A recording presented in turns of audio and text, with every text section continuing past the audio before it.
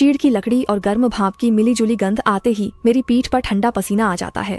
समुद्र किनारे वाले होटल के सोना रूम में उस आदमी की लाल आंखें, होठों सा न दिखता मुंह और उसका मुझे पकड़कर मैं पिघलने वाली हूँ चिल्लाते हुए जो रूप था, सब खुद ब खुद याद आ जाता है, जैसे दिल में कांटा धंस गया हो जो निकलता नहीं। मैं लगातार काम में लगी रहने वाली वर्कहोलिक हूँ। बड़ी मुश्किल से छुट्टी निकालकर परिवार के साथ समुद्र किनारे के होटल में आराम करने गई थी। अगले दिन मेरे पति बच्चों को मैच दिखाने ले जाने वाले थे और मुझे होटल में ही रहने को कहा। उन्होंने यह भी कहा कि मैं सोना ले लूं और थोड़ी देर अकेले रहने का वक्त एंजॉय करूं। मैं पहले कभी सोना रूम में नहीं गई थी। मन में उत्साह था। मैं तौलियां लपेटकर सोना की तरफ चल पड़ी। दरवाजा धकेला तो गर्म भाप लिपट आई। लकड़ी की खुशबू तेज थी। मैं एक कोने में जाकर लेट गई। बस नींद आने ही वाली थी कि दरवाजा चर्र चर्र करके खुला। कोई अंदर आ गया। मैंने ध्यान नहीं दिया।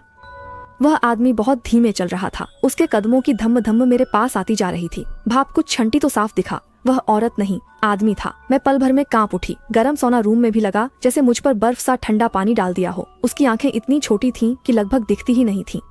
उसके होंठ नहीं थे, नाक पिचकी थी, चेहरे पर बस 2 काले छेद से थे और वह चलते वक्त लंगड़ाता था।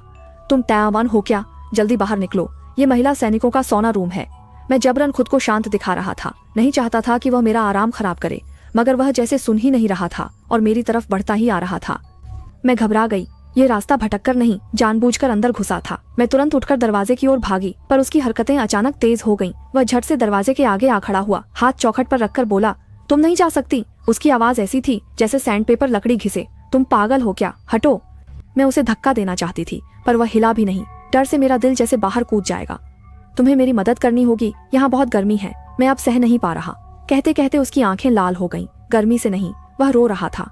गर्मी लग रही है तो बाहर निकलो, ये सोना रूम है, यहाँ गर्मी रहती ही है। मैं चिल्लाई और आंखों के कोने से उसका हाथ देख लिया। उसके नाखून गंदे, टूटे और पंजों जैसे नुकीले थे और उसका शरीर लगातार कांप रहा था। मैं बाहर नहीं जा सकता, वे मुझे पकड़ लेंगे। वह अचानक मेरे बहुत पास आ गया। उसके शरीर से पसीने की गंध और अजीब सी बदबू आ रही थी। वे मेरे दिमाग में कहते रहते हैं कि मैं बुरा बच्चा हूँ, मुझे सजा देनी है। वह मुझ पर झपटा, दोनों बाजू दोनों तरफ टिकाकर मुझे कोने में जकड़ लिया।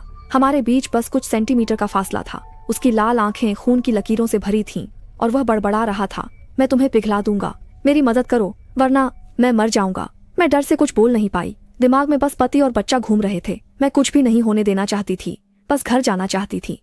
मैं उसके हाथ घूर रही थी। डर था कि वह नाखूनों से नोच न ले। तभी वह अचानक जमीन पर गिर पड़ा और हिला भी नहीं। मौका मिलते ही मैं दरवाजे से बाहर भागी, तौलियां लपेटे होटल के फ्रंट डेस्क तक दौड़ी और मैनेजर को हकलाते हुए पूरी बात किसी तरह बता दी। जब तक लौटे पति और बच्चे को गले नहीं लगाया, तब तक लगा ही नहीं कि मैं सच में बची हूँ। बाद में सुरक्षाकर्मी सोना रूम में गए और देखा कि वह आदमी बस बेहोश था। उसे अस्पताल भेजने के बाद पता चला कि उसे सिजोफ्रेनिया था। परिवार ने उसकी परवाह नहीं की, इलाज ठीक से नहीं कराया और उसे हमेशा लगता था कि उसके दिमाग में कोई है जो उसे मारना चाहता है। उस दिन सोना रूम में उसे द्वारा पड़ गया था। अब जब भी मैं उसे याद करती हूँ, डर के साथ मुझे उससे ज्यादा तरस आता है। उस दिन मुझे लगा था कि वह मुझे नुकसान पहुंचा देगा, लेकिन वह तो बस मदद चाहने वाला एक मरीज था। उम्मीद है अस्पताल में उसका इलाज अच्छे से हो, ताकि आगे उसे अपने दिमाग की आवाजें फिर न सताएं और वह ठीक से जी सके।